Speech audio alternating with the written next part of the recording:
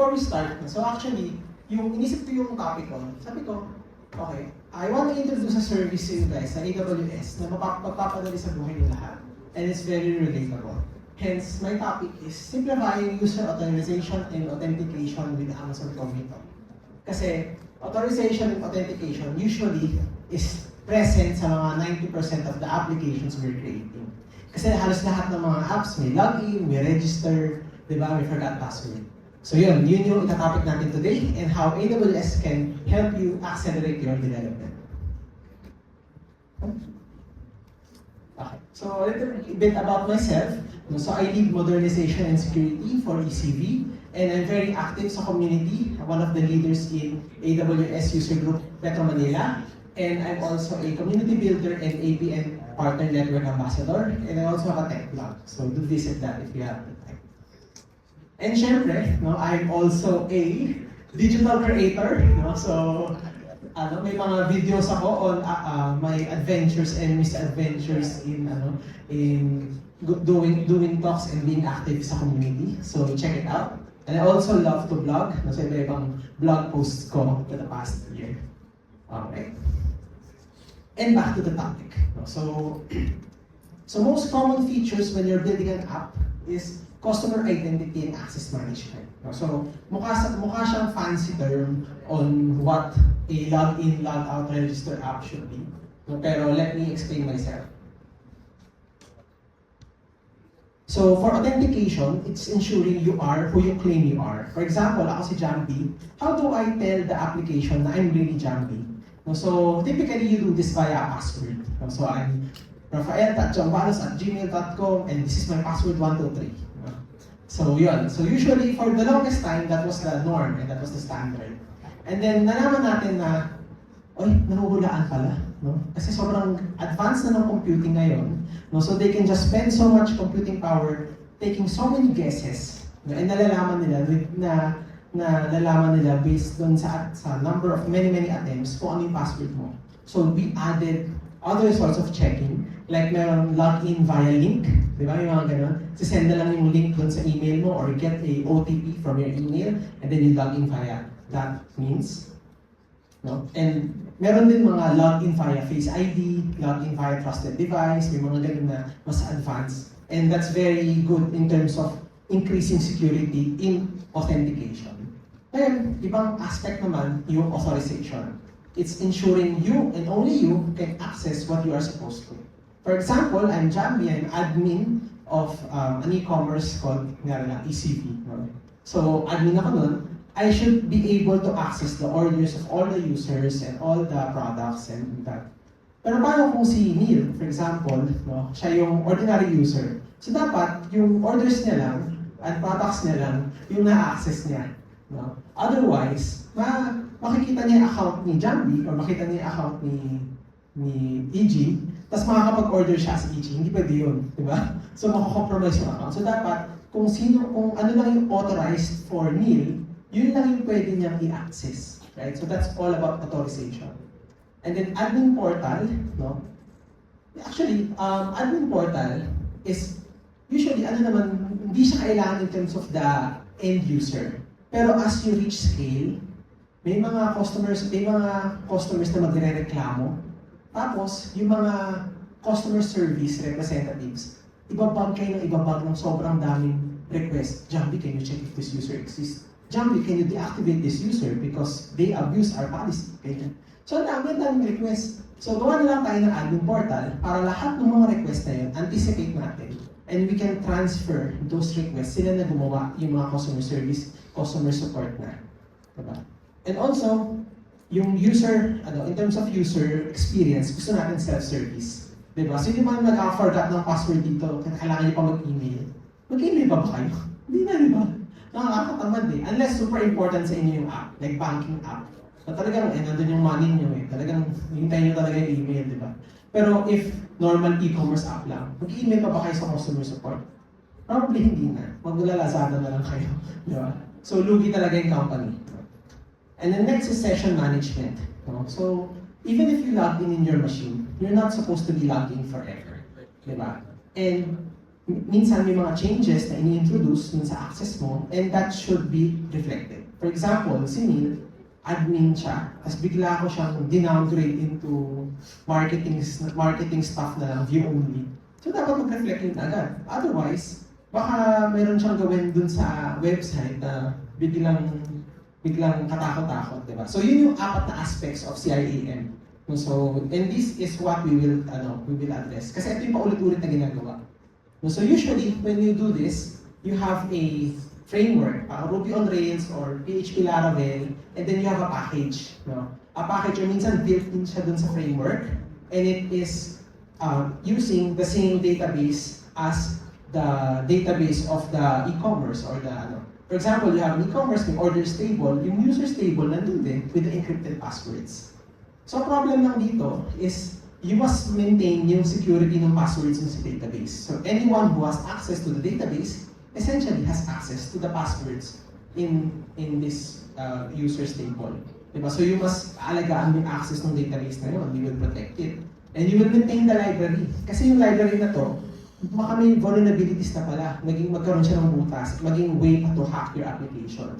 And you must keep up with all the features to protect your users. Kasi yung human engineering, yung i-hack yung tao by for example, may false link, yung mga sinesenda ng phishing links, diba? So dapat meron siyang feature like MFA or detecting suspicious logins, dapat nag-keep up din yung application mo, diba? So there's so many things na kailangan mo i-maintain just by having this on your end. So why not use a software as a service na lang? And that is what the Amazon Cognito is all about.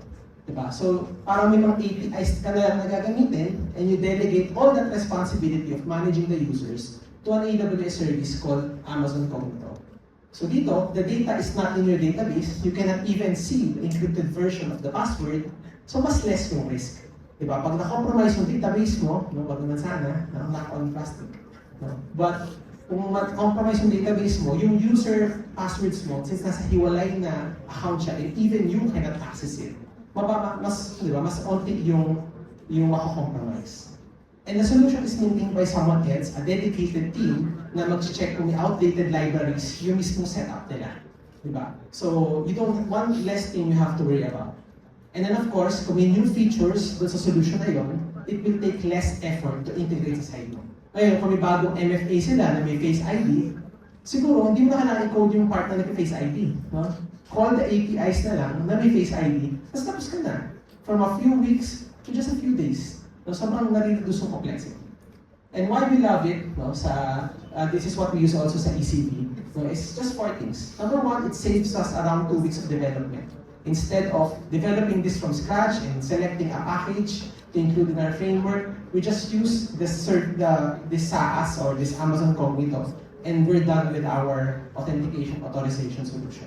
Again, better security because we don't keep the passwords and we don't have even access to those passwords. It's also very integrated with AWS. So if you're using AWS services a lot, no, mapapadali yung buhay mo lalo pa. No? And then significantly cheaper than other platforms or products. No, I won't name competitors, no, but yung competitors, $5 per user. No? Ito, 5 cents per user. So almost 100 times cheaper siya. Although granted, yung $5 per user, mas marami siyang features, diba? Mas marami siyang features, and, diba? Pero kung yung solution mo fit naman on what Cognito supports or Cognito has, ito yung mas fit sa'yo, lalo na if you're cost conscious and you wanna get started right away. So kung lari, 1,000 users pa lang naman yung papayot mo, bakit nagagastos ng $5,000 per month? Diba doon ka na lang sa $5 per month or $50 per month, diba? Okay. So let's deep dive a bit lang on authorization with Cognito. So basic concepts lang. No? So very similar to what Sir Arvs discussed earlier. So we have users, groups, and policies. So users, no, so users na nag-log in through Cognito, nag-register sila through Cognito. So si Alfred and si Bea. And Cognito also has integrations with Facebook. So pwede mo gamitin yung Facebook para yung customers mo, they don't even have to remember a password or their email. Basta as long as they're logged in the Facebook in their device, they can log in your app already. And then, yung group, no? So we group those users. For example, Alfred and Bea belongs to the admin group, and then Charlie belongs to the public group. So this is an example for an aviation, kasi kakagaling ko lang sa airplane kahapon.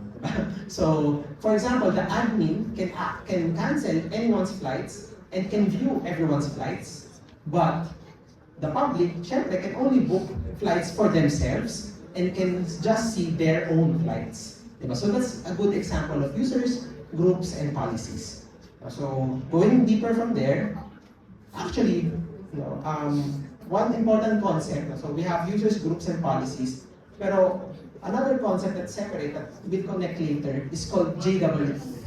So I think this is JSON Web Token. So this is a way for us to be able to keep session.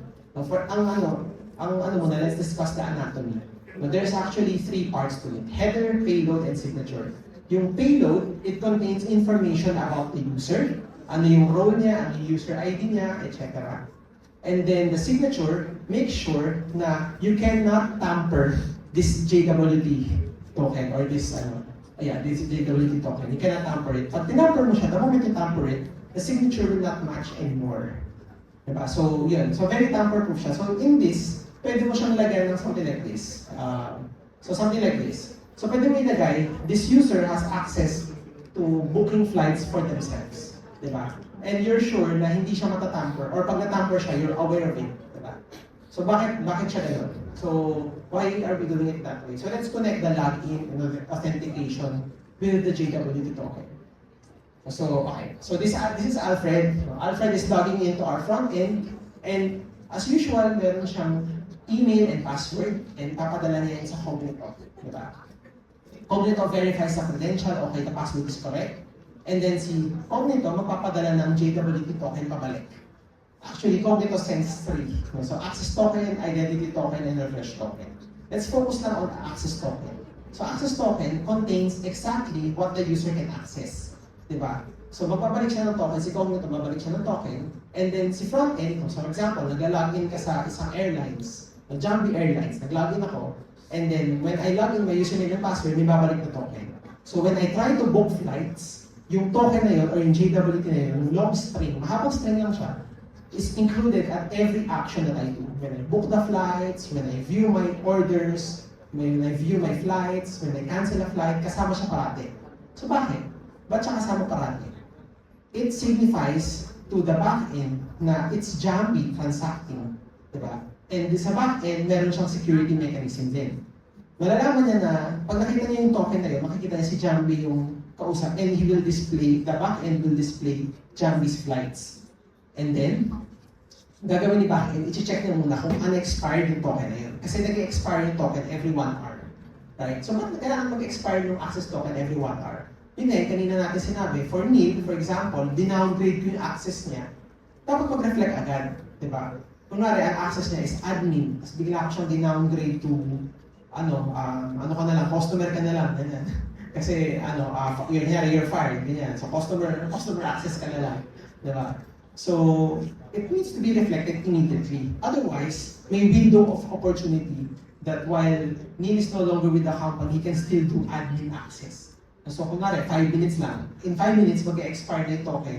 And then, yung session ni Neil will have to request another token from the Cognito using the refresh token. So, pag nag-refresh siya ng bago, mag-reflect na yung bago niyang access, which is a customer level access na lang. So yun, so may expiry siya. And number 4 is, ini-ensure yung token was not tampered with. Kasi baka gawin ni Neil, so lagay niya doon, I'm admin. Tapos admin, all actions I can do. Tapos, tinamper niya lang pala yun. Gusto kong malaman pag tinamper niya para I will not accept that token, and I will continue to be secured. And then number 5 is, ano yung nakalagay na access that Neil can do. So this one, meron ditong scope nakalagay dun sa body ng JWT token. So ito yung mga actions that Neil can do. Diba? So kunwari, nagtatry siyang mag-delete ng flight. Since ito lang yung access niya, hindi i-allow yun. And then finally, kung allowed siya, for example, nag-book siya ng flight and ito yung access niya, kung allowed siya, then the action will go through. kayo mag-click. Ayan. Okay. So how it works lang, no, at the back end, si Cognito, meron lang, kailangan mo lang i-store yung permission somewhere. No, to associate na lahat ng admin can do all the actions and lahat ng customers can only do very limited actions. No, so usually, may setup siyang ginagawa under the hood na nilalagay sa Lambda and DynamoDB. Essentially, a mapping of the permissions na itong admin na to can do these actions, ang customer group can only do this action, ang marketing group can only do this action. And then, meron lang siyang Lambda. Lambda is a parang compute resource siya na nag-on, parang tinitrigger lang siya ni Cognito every time there's a login. Tapos tinitignan niya ano yung group ng user na yon, and then yung user na yon will be added, lalagyan siya ng access based on sa group. For example, si Neil nga is customer na lang. So customer access na ilalagay based on sa mapping na naka-store sa database. So, another thing that I'd like to showcase in Cognito is AWS Amplify. No? So, Cognito is, diba, it's a login solution na parang CIM, Customer Identity and Access Management solution. No? So, mostly back-end siya diba? Pero paano naman yung sa front-end part? How can I make my life easier when I'm developing sa front-end side? Diba? So if you don't use AWS Amplify, you would have to code manually on how to connect with Cognito and maraming security mechanisms yung in place. So ang dami mo i-code na JavaScript, ang haba at mga signatures pa. So just simplify your life and just use Amplify, AWS Amplify. And it's supported naman across many frameworks and languages that you might be using. So that's yung integration with Cognito is something called Amplify Auth. So Amplify can also do Amplify storage and Amplify data.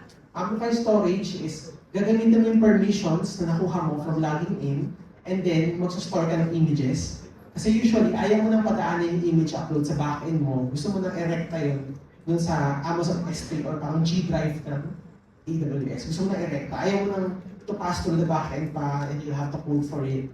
Just use AWS Amplify para mas madali yung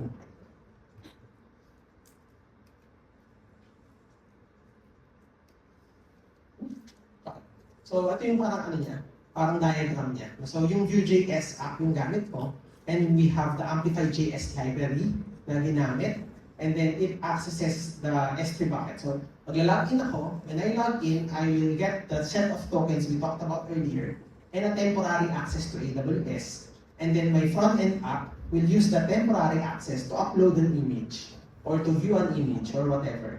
So, I get to have access to my AWS account using this setup. Diba? So, if I have to code it pa via AWS SDK, parang i-code ko pa in JavaScript yan na hindi ko magamit ng library, sobrang tagal. Yun yung lesson nito. Kung gagamit kayo ng Cognito, gumamit din kayo ng AWS Amplify, especially when coding sa frontend. So yun lang. Thank you very much. Thank you for your time, guys.